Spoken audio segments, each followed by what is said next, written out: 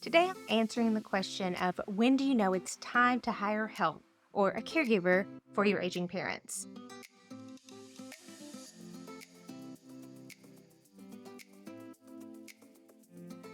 I'm Kelly Adams, a certified senior advisor and the owner of Beyond Home Care, where we provide professional solutions for aging adults and their family caregivers. Navigating that aging journey can be really overwhelming and stressful. So it's my goal to help guide you through this process by providing resources, tools, and support along the way. Now, let's jump in and start with the warning signs. Warning signs and indicators that your parent or aging loved one may need help in their home to remain independent could be physical, behavioral, or even environmental. For many people, the physical signs are the most obvious. So maybe dad is having some mobility issues and he's struggling to get around the house like he used to. Or maybe you've even seen bruises on him that would indicate that he's having falls that you may not have even been aware of.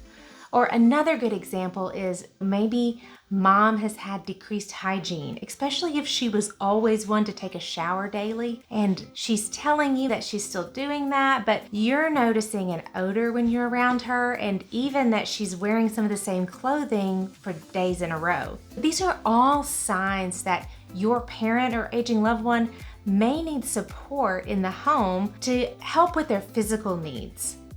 But it's not just physical signs that you should be looking out for. Changes in behavior may also be an indicator that your parent may need some additional help around the home. Things like forgetfulness or confusion. Maybe your parent is misplacing things around the home or even forgetting to pay bills. Or maybe your loved one has stopped doing things that they loved once before and engaged in. Maybe they always went to play bridge with their friends once a week, or they went to lunch club. That isolation or unwillingness to engage in those activities that they were always used to being in is a good indicator that they may need some assistance in their day-to-day life. We also have to take their environment into account. One thing I like to tell family members to do when they visit an aging relative is just to take a mental note of the environment of the home. Not necessarily to nag anyone while you're in the moment, but to kind of pay attention.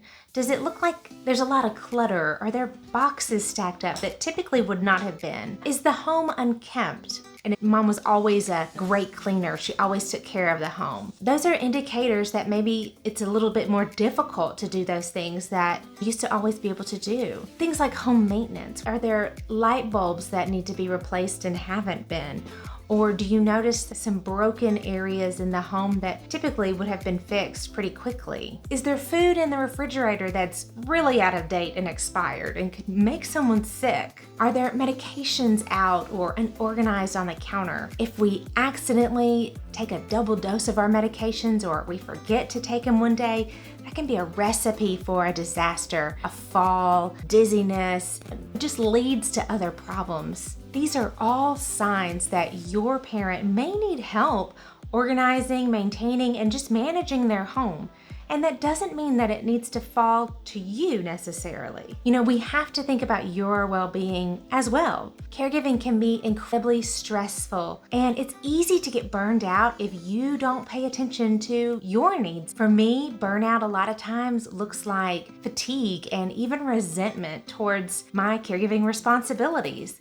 So keep in mind that it doesn't necessarily need to be you that steps in to do these things around the home. Having a paid caregiver that comes into the home at a limited quantity right now really starts that easy step into having more help later. It's much more difficult for a family to go to not having any help to then 40 hours a week. Whereas if we were in the home, maybe just 20 hours, 15 hours a week to start with, and then gradually increase that as the need progressed, it's a much smoother transition for everyone involved. And you've gained that relationship with us. So what do you do if you start to notice these things that are going on in your parents' home? For one, you need to have a conversation. Hopefully if you've learned anything from my content to now, communication is such a vital importance in this relationship as your parent ages. You've got to keep that open dialogue happening. The second thing I would suggest is, based on what's going on, do we need to involve a physician? If there's a lot of behavioral changes that just kind of happen like that, there are some illnesses or some medication management problems that can cause that to happen. So you may want to schedule an appointment and get a baseline physical and medication check to make sure that we're not dealing with a UTI or something much worse. But then I would also suggest that it may be time to look at hiring a caregiver, hiring some help to come into the home. Bringing in outside help can have a lot of benefits, including safety and quality of life, as well as reduced stress and burnout for you, the adult child. I know the idea of hiring a caregiver can be really scary and overwhelming, and I get that. Remember, I own a home care agency. I understand what comes with that. In my next video, I'm going to go a little deeper into how you hire a caregiver. Do you go private? Do you go with an agency? What do you avoid? And then what are some best practices for managing that relationship? So stay tuned for that video coming up. Thanks for watching, and don't forget to subscribe to our channel for more caregiving tips and advice.